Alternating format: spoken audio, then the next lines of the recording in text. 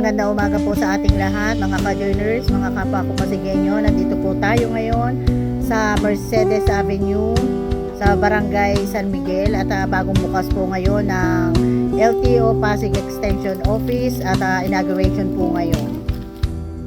Para sa kalaman po ng lahat, ito po ay one-stop shop. Meron na po dito emission test, driving school, student license, professional renewal, renewal ng registration ng mga sasakyan nyo. One-stop shop po, nandito ng lahat.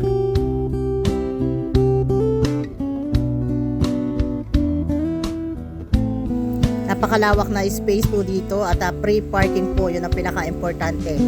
Free parking, malawak na espasyo para po sa mga pupunta rito na mga magre-renew at kukuha ng lisensya.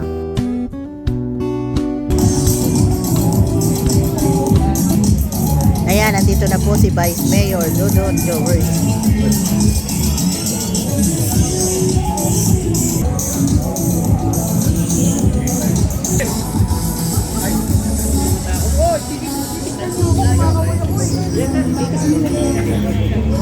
Ayan, nandito na rin po si Councilor Bolsa de los Santos.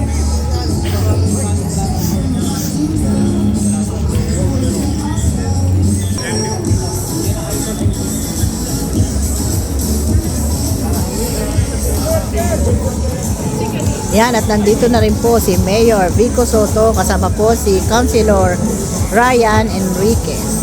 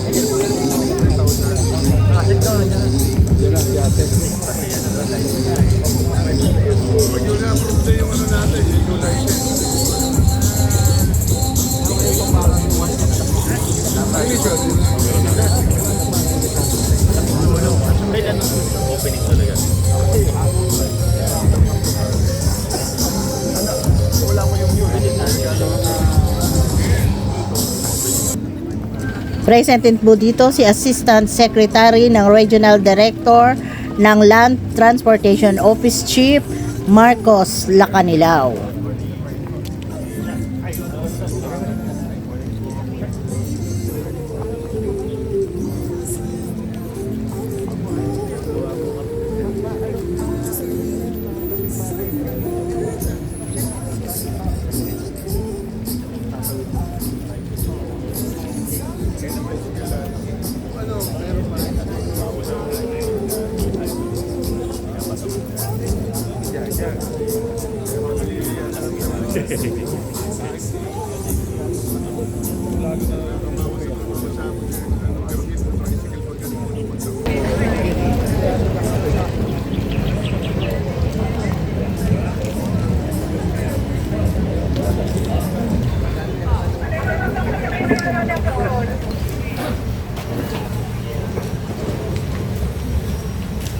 Again, good morning and welcome to the blessing and inauguration ceremony of the opening of our Pasig Extension Office, Land Transportation Office.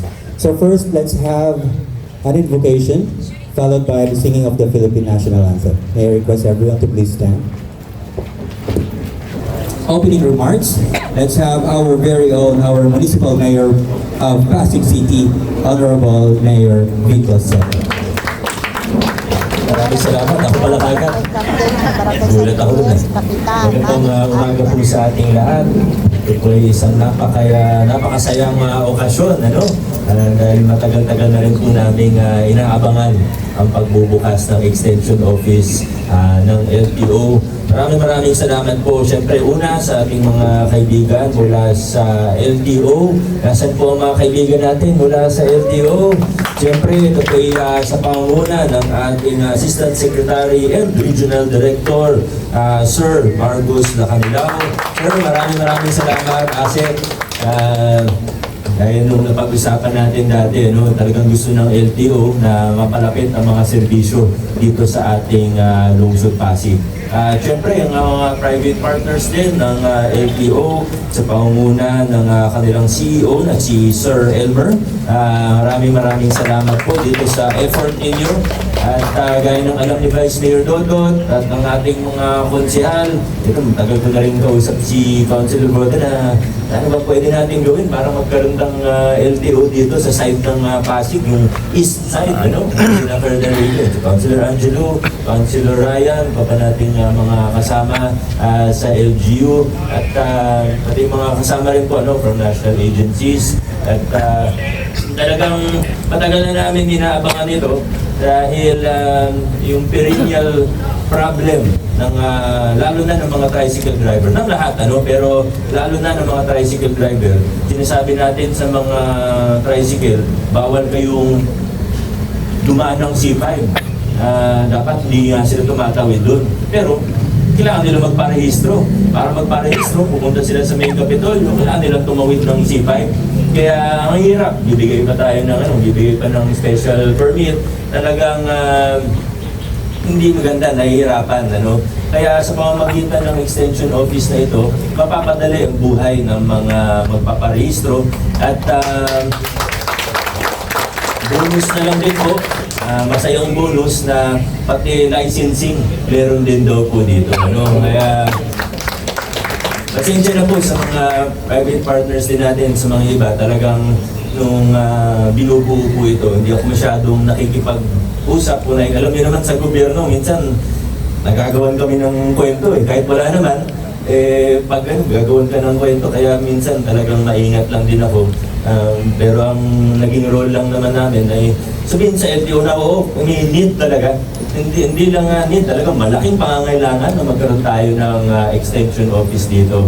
Kaya sa totoo, papunta dito, mula nung natanggap ko yung invitasyon at sinabi nga ng LTO na confirm na, totoo na, at ito na yun, talagang sobrang saya.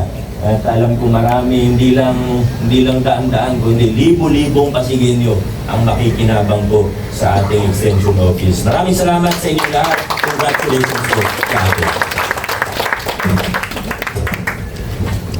Thank you very much, Mayor Soto. And of course, let's have a message from our Assistant Secretary and Concurrent Regional Director of the Land Transportation Office, NCR, none other than LTO Chief Marcus B. Lacanilao.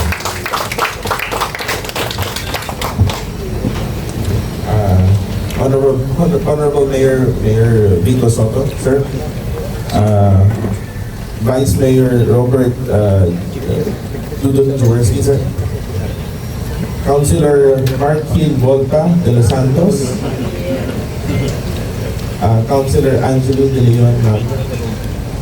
Sa ating mga kasama mula sa lokal na pamahalaan, sa ating mga katuwang na ahensya, sa mga kawani ng LTO at sa mga residente ng Pasig, narito na po ngayon ang narito na po tayo ngayon at magandang umaga po sa inyo lahat. Isang malaking karangalan po ang makasama kayo sa mahalagang okasyon na ito. I would like to acknowledge the presence and support of Mayor Vico Soto, whose leadership continues to demonstrate transparency and a strong commitment to accountable governance in Pasig. The inauguration of the Pasig Extension Office is a response to the growing need of growing government services that are accessible and responsive to the public. By bringing services closer to the community, we aim to make government transaction more efficient, more aligned to the needs of the people we serve. This development is the result of the sustained coordination between national and local institutions, guided by a shared commitment to improving service on the ground. As we formally open the new Extension Office, we are reminded that the facilities matter only when matched by the quality of the service provided within them. Our responsibility is to ensure that this office operates with the professionalism, integrity, genuine concern for the people who walk through its doors. We extend our appreciation to everyone who contribute to making this Extension Office possible. May this facility serve as a place where the public experience government as responsive and respectful for their time and trust. Maraming salamat po at magandang umaga po sa inyo lahat. Thank you very much, Asset Lacanilaw. And now let's move on to the ribbon cutting ceremony. May I invite our Honorable Mayor, our Assistant Secretary, Vice Mayor Jaworski, and the councilors to be there in front.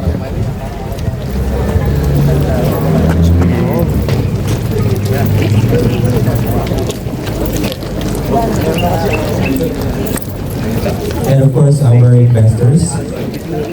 May proceed na lang po sa front.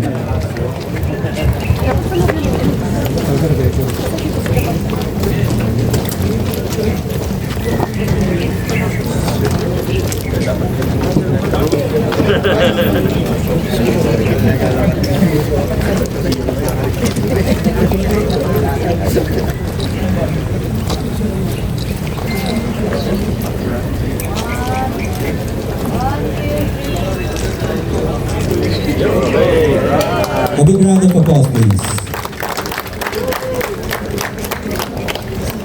So now let's have a photo opportunity with our VIPs.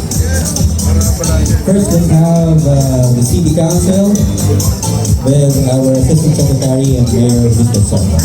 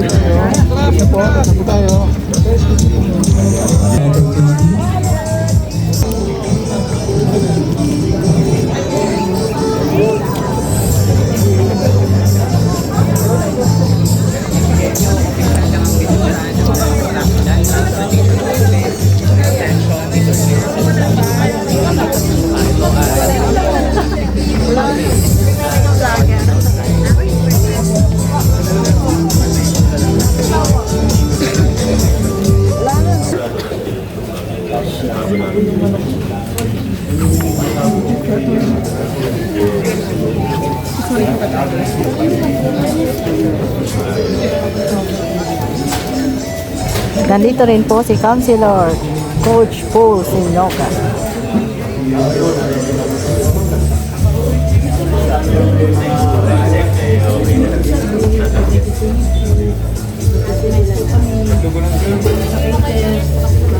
Yan, bahala ka na rin yan.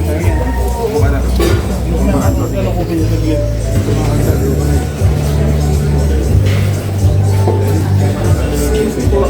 Pasok dyan, pasok. Ha? Pasok dyan. Yan yung pasok. Ha?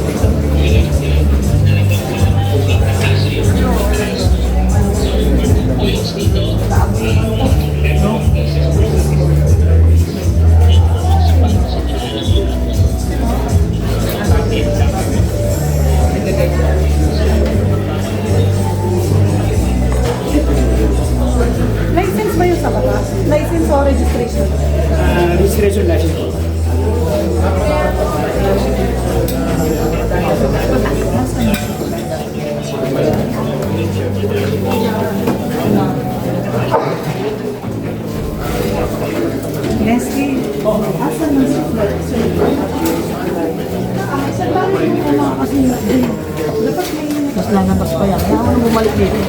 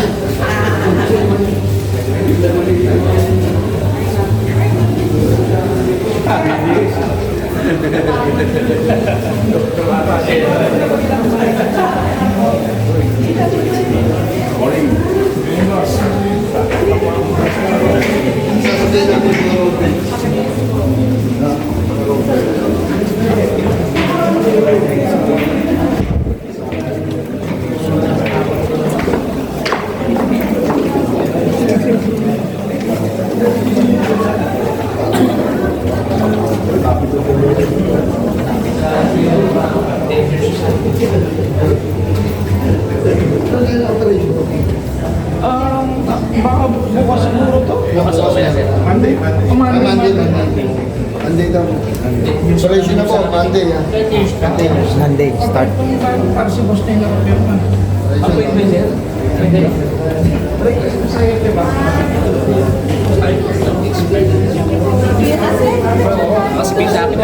Kahit bago kita expert to. Ito around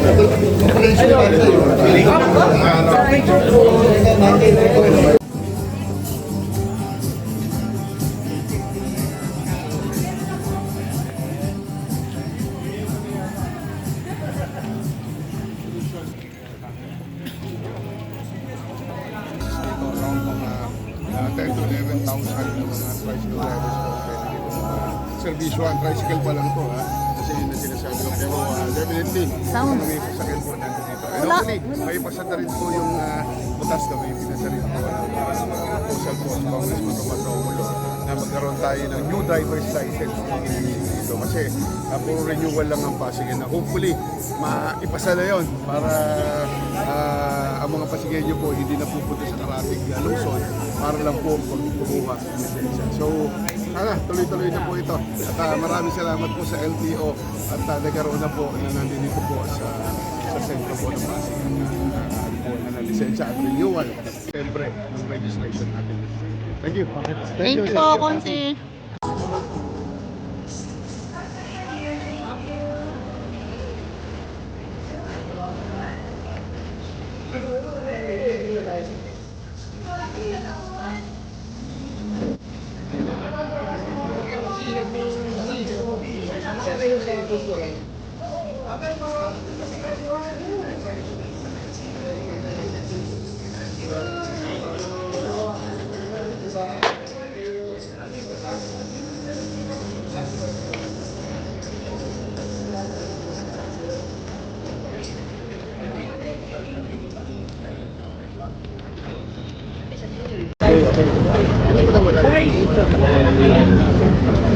Picture ako ah. Maligari ako sa nanay ko nito.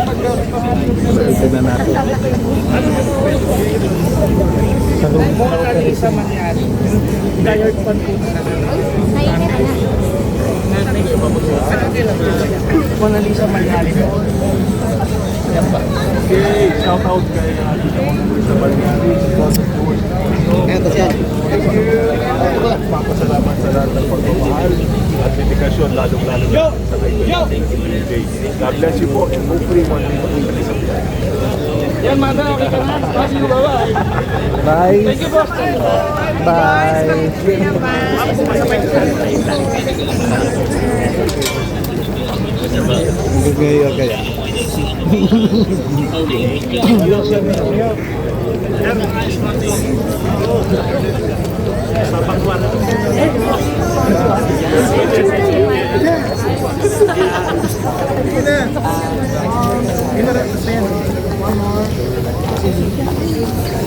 How does it feel now opening the extension dito sa Pasig? Yeah, ano to, long overdue actually. Sabi nga sa akin, 3 years na making po ito pero natutuwa po kami dahil na marami po ng majority ng mga residente ng ating lungsod ng Pasig.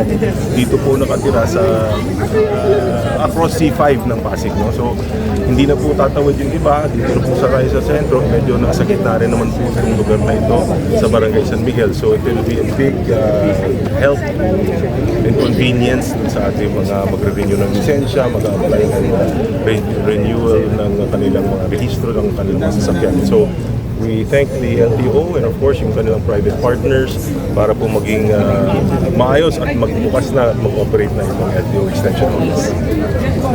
Thank you po. Yan, para po sa kaalaman ng lahat ng Pasigueño, may bagong bukas po tayong one-stop shop ng LTO dito po sa may San Miguel Avenue.